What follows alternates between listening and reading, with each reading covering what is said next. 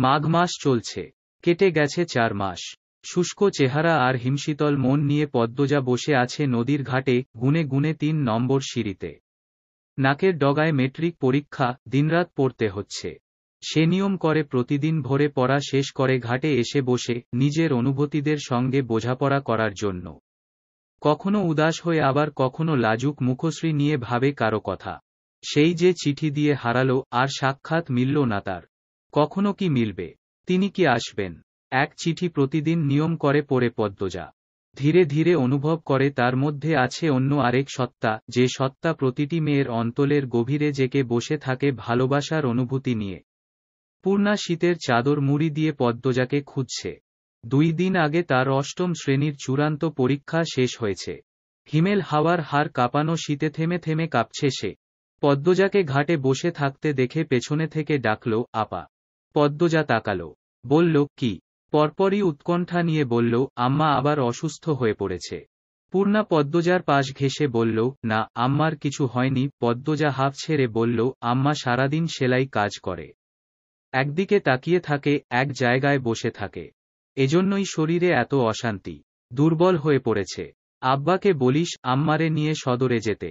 আমার কথা তো শুনবে না। আচ্ছা। দুজন নদীর ওপারে তাকালো। অতিথি পাখির মেলা সেখানে। রোমাঞ্চকর আকর্ষণ। এত পাখি দেখে মন ভরে গেল। পাখিদের কলকাকলিতে এলাকা মুখরিত। এপার থেকেও শোনা যাচ্ছে। কোথেকে দৌড়ে আসে প্রান্ত। সে 4 মাসে শুদ্ধ ভাষা রপ্ত করে নিয়েছে ভালোভাবে। এসেই বলল, আপারা কি করো? পূর্ণা বলল, পাখি দেখি। আয়, তুইও দেখ। প্রান্ত দূরে চোখ রাখল। সকালের ঘন কুয়াশার ধবল চাদরে ঢাকা নদ। পাখিদের ভালো করে চোখে ভাসছে না। শীতের দাপটে প্রকৃতি নীরব। তাই পাখির কলকাকলি শোনা যাচ্ছে দারুণভাবে। প্রান্ত বলল, বড় আপা, একটা ধরে আনি। একদম না। পাখি ধরা ভালো না। অতিথি পাখিদের তো ভুলেও ধরা উচিত না। ওরা আমাদের দেশে অতিথি হয়ে এসেছে। প্রান্ত চুপসে গেল। ঠোঁট উল্টে বলল, আচ্ছা, তোরা এইখানে কি করস? মোর্শেদের কণ্ঠস্বর শুনে 3 জন ঘুরে তাকাল। প্রান্ত হাসিমুখে ছুটে এসে বলল, আব্বা, আমি আজ তোমার সঙ্গে মাছ ধরতে যাব। মোর্শেদ প্রান্তকে কোলে তুলে নিয়ে বললেন, তোর মায় আমার লগে কাইজ্জা করব, আম্মাকে আমি বলবো। আইচ্ছা যা, তুই রাজি করাইতে পারলে লইয়া যামু। মোর্শেদ গত 2 মাস ধরে প্রান্তকে চোখে চোখে রাখছেন। ছেলে নেই বলেই হয়তো। প্রতিটা বাবা মায়েরই একটি ছেলের আশা থাকে। হেমলতা পর পর 3টা মেয়ে জন্ম দিলেন। এ নিয়ে মোর্শেদ কখনো অভিযোগ করেননি। তবে মনে মনে খুব করে একটা ছেলে চাইতেন। প্রান্তকে যখন প্রথম আনা হলো, ভিক্ষুকের ছেলে বলে তার খুব রাগ হয়। সময়ের সঙ্গে সঙ্গে প্রান্তকে চোখের সামনে ঝাঁপাতে লাফাতে দেখে ছেলের জন্য রাখা মনের শূন্যস্থানটা নাড়া দিয়ে ওঠে।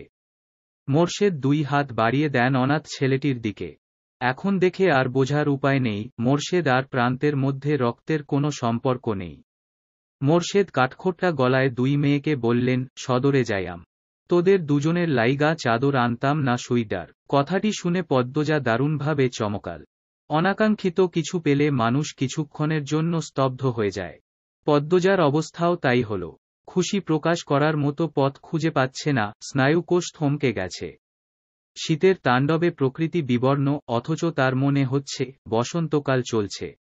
ঢোক গিলে ঝটপট উত্তর দিল, আব্বা, তোমার যা পছন্দ তাই এনো। খুশিতে পদ্মজার গলা কাঁপছে। মোর্শেদ অনুভব করলেন সেই কাপা গলা।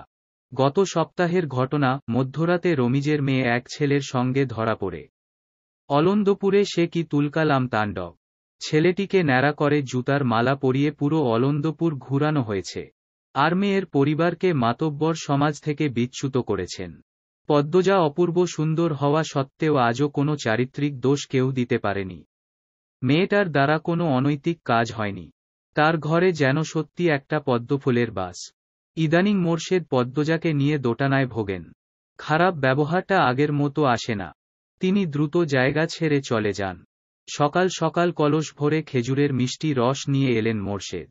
প্রেমা খেজুরের রস দেখেই বলল, আম্মা, পায়েস খাবো। হেমলতা সমর্থন করলেন, আচ্ছা, খাবি। সূর্য অনেক দেরিতে উঠল। প্রকৃতির ওপর সূর্যের নির্মল আলো ছড়িয়ে পড়েছে। আলোতে তেজ নেই। 4 ভাই বোন কাঁচা খেজুরের রস নিয়ে উঠানে বসল পাটি বিছিয়ে। খেজুরের কাঁচা রস রোদে বসে খাওয়াটাই যেন একটা আলাদা স্বাদ, আলাদা আনন্দের। পায়েসের জন্য তো নারিকেল দরকার, তাই মোর্শেদ নারিকেল গাছে উঠেছেন। আচমকা পদ্মজা প্রশ্ন করল, আজ কি সোমবার? পূর্ণা কথা বলার পূর্বে হেমলতা বারান্দা থেকে বললেন, আজ তো সোমবারই। কেন? পদ্মজা খেজুরের বাটি রেখে ছুটে যায় বারান্দায়। আজ স্কুলে যাওয়ার কথা ছিল আম্মা। ঝুমা ম্যাডাম বলেছিলেন, গুরুত্বপূর্ণ কথা আছে। সবাইকে যেতে বলেছেন, আমায় বলে রাখতি। সামনে পরীক্ষা। গুরুত্বপূর্ণ দেখে পড়া দিবে বোধহয়, এজন্যই ডেকেছে। তাড়াতাড়ি যা। এই পূর্ণা, তুইও যা। দুই বোন তাড়াহুড়ো করে বাড়ি থেকে দ্রুত বের হয়। সূর্য উঠলেও কনকনে শীতটা রয়ে গেছে। দুজনের গায়ে মোর্শেদের আনা নতুন ৭২ পদ্মজা।